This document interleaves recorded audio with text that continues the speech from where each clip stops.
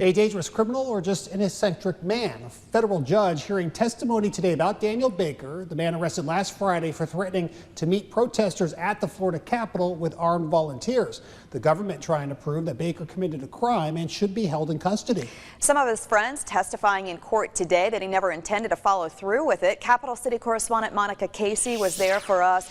Monica, tell us more about this lengthy hearing today.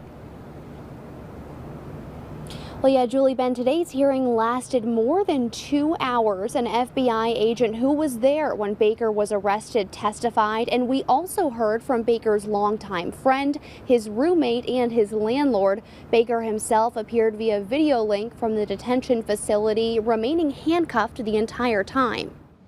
I'm coming back to Syria, and I'm going to shoot any jihadis and Turks that get in our way. Daniel Baker arrested on January 15th. The criminal complaint citing threats of violence in social media posts. Baker's friends arguing in court today the threats were not serious, calling him a loose cannon. He's a very eccentrically spoken person, so I would take it all with a grain of salt. You know, he talks a big game sometimes, but I mean, you know, but I think he's a gentle person.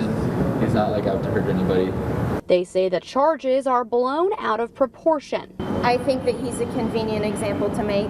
His landlord for the last 4 months calling him a model tenant. Considerate of others, and he's helpful, and he's quiet, and he's patient, and he's well and soft-spoken. According to the affidavit, the FBI was notified of Baker's escalating social media posts. The government argues this Facebook event and a flyer including a call to arms constitute true threats, making his actions a crime.